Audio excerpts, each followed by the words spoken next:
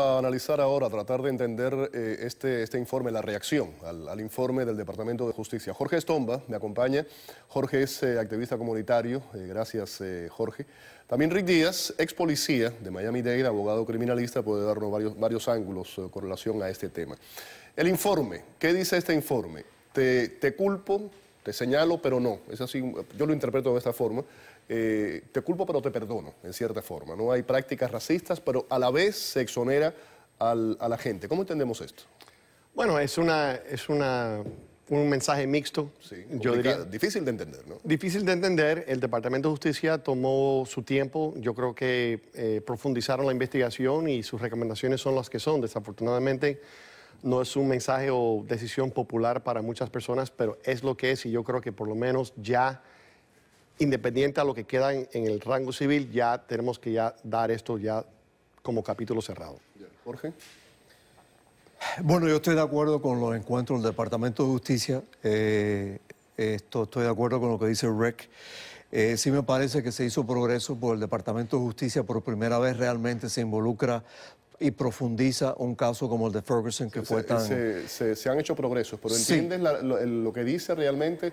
Sí hay prácticas racistas, pero no vamos a culpar a este agente. ¿Cómo es eso? Es duro para la comunidad. Yo estuve hablando por vía telefónica y es duro para ciertos miembros de organizaciones. ¿Has estado en encuentros? ¿Conoces a la familia? Sí, sabes que yo estuve ahí, conocí a la madre y eso. No he hablado con la madre, pero hablé con ciertos grupos activistas que son personas muy dedicadas y no son radicales.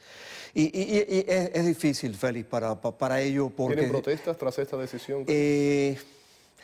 Por lo que ellos me dicen, quisieran evitar protestas porque quieren que las cosas... No quieren darle mal nombre a su comunidad, a su raza afroamericana. Y por lo que estoy viendo, que estoy captando, posiblemente no va a ocurrir lo que ocurrió en las protestas anteriores. Rick, explícame, la familia de Brown va a demandar a la gente civilmente, Sí. como en el caso de O.J. Simpson, ¿no? Fue similar. Sí. Eso que es una demanda civil significa dinero, compensación económica. Hay dos maneras diferentes de demandar. Uno es federal por violación de derechos civiles. Esa demanda, en mi opinión, va a ser muy difícil porque para poder ganarla tienen que demostrar que el Departamento de Policía del oficial ha tenido unas prácticas comunes y generalizadas de violar los derechos constitucionales de las personas. Esa demanda va a ser difícil. La demanda estatal, que no es federal, es un poco más fácil, pero todos los estados tienen un límite de dinero. En la Florida son $200,000. So, yo, si fuera el abogado, yo pondría la demanda civil estatal y trataría de arreglar por la cantidad máxima que el estatuto permite y capítulo cerrado, como dije previamente.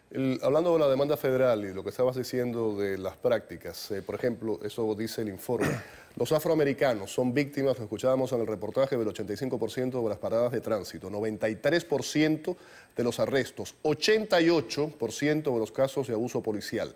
¿Por qué es esto? Yo voy a hacer la pregunta directamente. ¿Eso es justo o los afroamericanos cometen más crímenes? Bueno, es una buena pregunta y es difícil de contestar. No es justo. O sea, yo mismo fui policía por 9 años y yo vi racismo y sigue existiendo. Y creo que uno de los problemas que existe ¿Tú consideras que es desproporcionado estos números con la realidad? No, yo creo que hay dos cosas. Si tú vas a la cárcel de Dade County, bien o por mal, la mayoría de las personas arrestadas y presos son de la raza afroamericana. Eso no se puede negar. ¿Qué porcentaje de esas personas fueron arrestadas ilegalmente o incorrectamente? Puede que un porcentaje... Un perfil racial. Sí, racial profiling, por ejemplo. Pero una de las cosas que yo creo que hay que tratar de hacer es no tanto descifrar los números y los porcentajes. Lo que queda muy claro es que los policías tienen que quedar mejor entrenados, tienen que aprender a restringirse un poco más. Yo miro la situación hoy y lo veo muy fácil. ¿Cuál es el problema que vimos en Ferguson y que estamos viendo hoy, por ejemplo, en las cruces New Mexico? Mala o difícil, la selección de los policías no es como era antes. El entrenamiento no es como era antes. La supervisión no es como era antes. ¿En qué año ingresas tú en la policía de En el Miami-Dade? 80. En el 80. Y eso ha cambiado del 80 hoy día, es totalmente radicalmente. Entonces, no hay buena selección, no hay buen entrenamiento, no hay buena supervisión y no hay buena disciplina. E ingresaste además en una época difícil, muy complicada, porque eso vino a través del Mariel, lo que estás diciendo. Difícil, pero cuando yo estaba en la policía, por ejemplo, nosotros nos entrenaban ex militares de la Marina, de las Fuerzas Aéreas, Estábamos en la academia a las 5 de la mañana hasta las 5 de la tarde, pero ¿qué pasa? Pusieron demanda porque había que pagar overtime por esas horas extras, entonces quitaron todos esos ejercicios. Si se le gritaba demasiado a los reclutas, pues entonces era demasiado estresante, no podemos hacer esto, no podemos hacerlo. Entonces, el entrenamiento no es lo mismo, la selección no es la misma, la supervisión no es la misma.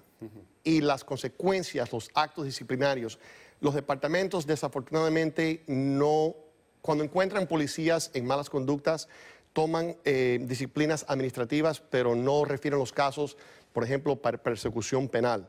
Entonces, es un tema muy complicado, pero yo creo que si se tratan estos temas de la manera correcta, se puede mejorar. Pero lo que estoy viendo es un desmejoramiento del moral de la policía a diario. Incidentes como estos que se están saliendo del lugar y donde no fuera por celulares y teléfonos y videos, pues no sabríamos la mitad de lo que está pasando. Jorge. Dos cosas clave que la organización nuestra ha pedido por mucho tiempo. Los policías tienen que recibir exámenes psicológicos de manera continua o con frecuencia. ¿No se les hace nunca? No se les hace al principio, si no a la me hora de equivoco, entrar y una ya vez nunca al más. ingreso. Sí, claro. Eso es una cosa absurda, Félix.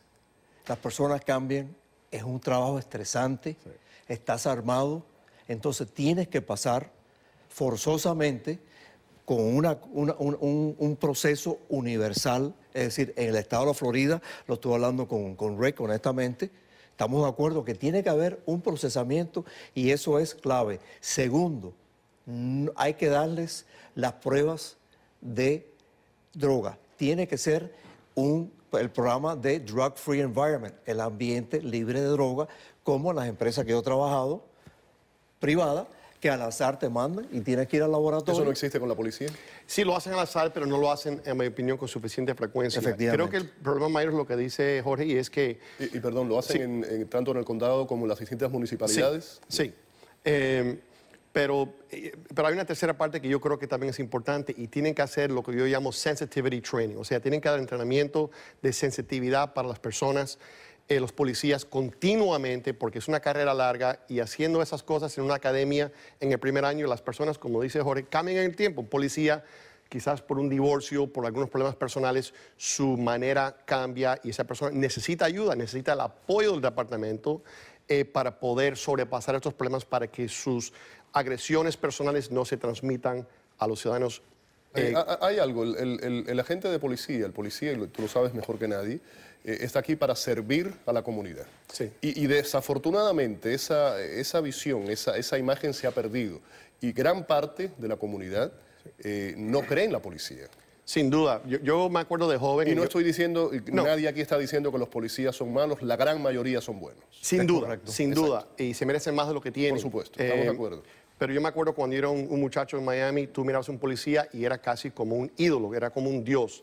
Yo creo que el Internet y la educación, de cierta manera, ha enseñado mucho a la gente cuáles son sus derechos con la policía, que en los años 60, 70 no se conocían. Y mucha gente hoy en día retan a la policía, conocen mejor sus derechos. Y los policías no les gusta que uno les ponga el reto. Yo creo que el Internet, la educación que estamos teniendo también, de cierta manera, promueve conflicto. O sea, tú ves las confrontaciones en las calles que antes, yo como muchacho joven, nunca hubiera desrespetado a un policía, haberle sacado un dedo, haberle... Hoy en día... Eso es un tema generacional, pasa con la policía, pasa con los ancianos, pasa con las mujeres, eso es algo como que va... Pero hay que enseñar y hay que entrenar a esos policías a restringirse. Esos son los problemas que hablo del entrenamiento. Claro. Es una cosa, un proceso continuo. Cuando me refería a qué pasa con las mujeres y los ancianos, me refería a la falta de respeto hacia Sin duda. las mujeres, ancianos, que se ve hoy día con tanta frecuencia, desafortunadamente. correcto. Jorge. Yo siempre he dicho, y lo he dicho en este programa y todos los programas que voy, lo que yo pido y lo que pide la organización es que las manzanas podridas sean eliminadas. Tenemos que procesar, llevar a la cárcel, porque la policía no es una clase privilegiada, es una democracia. Si empezamos a No, procesar... está para servir, la policía está para servir. para servir. La mayoría son Igual que buenos. los políticos, están para servir. Y lo vuelvo y lo repito, la gran culpa en esto lo tienen los fiscales. Los fiscales tienen unos récords abominables en Missouri, en California, en todos los estados donde hay problemas, Félix. La Florida. Hay un problema gravísimo por la fiscalía que no quieren procesar. Y entonces tenemos que sacar esas manzanas podridas. El dicho lo dice, van a pudrir. y está entonces afectando a la sociedad porque la sociedad ya no cree, temen. Hoy día hay temor, Félix. Cuando yo voy a las diferentes comunidades, tienen temor, especialmente las minorías y la gente joven. Jorge, si hay personas, televidentes en estos momentos que han tenido algún tipo de incidente, de problema y quisieran comunicarse contigo para hacer su denuncia, ¿dónde pudieran, cómo Sí, pudieran Félix, contactarse contigo? nosotros te voy a dar una primicia. Estamos formando una coalición de víctimas, de víctimas policiales. Mañana tenemos la primera reunión, yo soy uno de los miembros de la Junta Directiva, vamos a tener una conferencia de prensa, estoy dando la primicia aquí. Ya ese número que está ahí yo en pantalla quisiera también se que pueden en la comunicar pantalla, contigo, ¿no? ese es el, vamos a empezar con, sí, porque la organización está recién. Ahí es donde yo quisiera que, en específico, Félix, le voy a pedir a las personas que están mirando, cualquier persona que haya tenido un problema de exceso policial, de brutalidad policial, cualquier inconveniente, que me manden un correo. ¿Por qué? Porque esta coalición, lo que tenemos ya son varias familias, 5 o 6, mientras más tengamos, obviamente en la fuerza está el poder, porque vamos a ir a Washington con esta familia. Gracias, Jorge. Gracias, Rick, gracias por haber Félix. estado aquí en el programa. Me voy a despedir con esto. Voy a terminar con eso. Como parte de esa investigación federal, encontraron varias bromas en la internet, en correos electrónicos enviados en noviembre de 2008 con relación al presidente Barack Obama, afroamericano. Uno de esos correos dice que el presidente Obama no iba a terminar su mandato porque un hombre de la raza de color no dura más de 4 años en un trabajo. Vamos a la pausa.